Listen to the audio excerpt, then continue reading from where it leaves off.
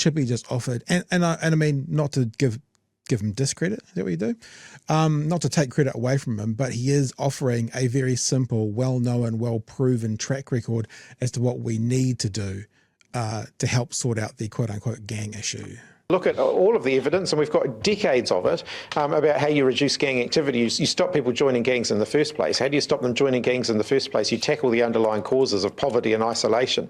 You know, we just, only 2 weeks ago, last week, we saw the Royal Commission's report on abuse in state care, where it clearly highlighted the fact that being abused in state care was one of the major pathways into gang membership. You know, let's get that bit right. Let's sort that out. You know, rather than beating up on the gangs now and saying, we're going to take away your gang patches, which isn't actually going to change anything. Let's stop the causes of gang offending, which is that people end up joining gangs because they are basically shunned by the rest of society, and in many cases have been abused by the rest of society. And if we follow Harry Tam's model, Chewy, all we need to do is get everyone together and play table tennis, and everything will be okay. Very good words there from Chippy. And look, Chewy, I know you said it beforehand. You want to share about the first gang patch arrest today, and then I want to offer something to that as well. 12:03 this morning. Yeah. And I don't know if everybody's seen it. It was for displaying a mongrel mob insignia on the dashboard of his car. The dashboard. So that's not for display. Because they have said if it's on a vehicle, they showed, for example, on the news tonight, a motorbike with a patch on the actual gas tank. But if it's on your dashboard, that's inside the car. That by definition is not for display to the outside. My Apple CarPlay is not for display to the outside. It's for me to see. It's on the dashboard. So that's fascinating. But Harry did tell us last night that from his conversations with some high ups in the police, they've been told to go hard for 3 months. So I expect what you'll see is this kind of things through Christmas, and then maybe it'll be like just kind of goes away a bit more through next year and then becomes a non-event probably, and then they'll be able to crow from the rooftops that they were tough on crime and it won't have made any difference at all. Yeah, so look, I made the mistake of looking at the chat there. Look, there's someone there going, yeah, but I heard he was a convicted rapist. That's cool, man. Like nobody here is pro rape.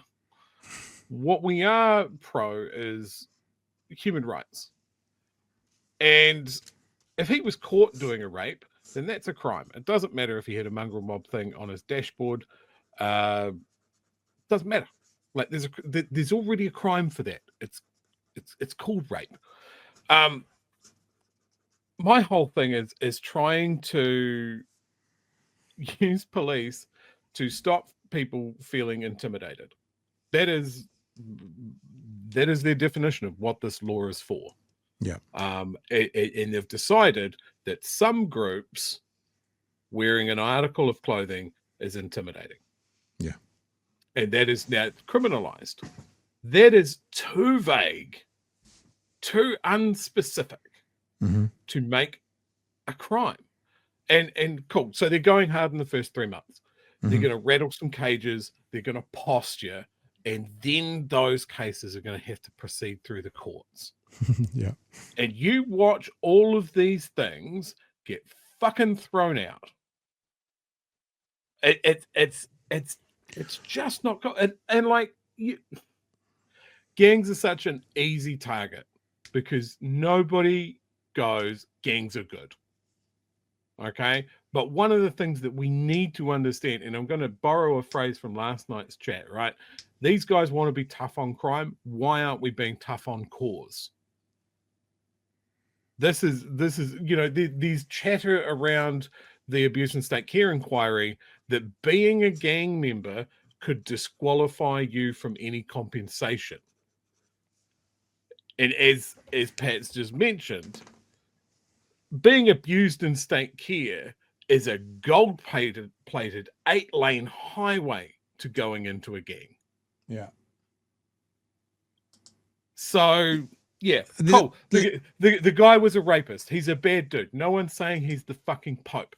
My whole thing is, if you are going to arrest a gang member, arrest them for doing crimes. Do police work and scoop up people like the Comancheros, who the entire gang was arrested in the space of a day after a 3-year thorough investigation that didn't hang on those guys wear scary vests. They gathered on, they hung that case on intelligence gathering and linking people together and doing the fucking work. And those guys aren't going to get off because the evidence is solid. It wasn't just they're wearing a vest. It's a dumb piece of law. Yeah. And look, I'm going to throw something else in this. I'm also pro-consistency. You said the thing you were pro. I'm pro-consistency. And within the last month or two, we've had David Seymour saying he didn't think we could ban the swastika because it might come up against someone's human rights. I'm pro-consistency. And Chewie, now that you've said when it gets into court and gets thrown out, let's say it doesn't get thrown out, but let's say they fight it and this gang patch, like on the dashboard of someone's car, then costs $200 grand in court costs because the mongrel mob or whoever it was have decided that they're going to push back against it. And then there's going to be this government who says they're fiscally responsible, actually spending huge amounts of money for a conviction for someone wearing a piece of leather. It's just, but hang on, but most importantly, and we know it doesn't work. We've got to keep putting that at the end. And we know it doesn't work. That's the other part. It gives the appearance to some idiots who just want to tick blue that they think that they're being tough, but we know this will not impact crime. It might impact their wardrobe, but it won't impact crime at all. At all.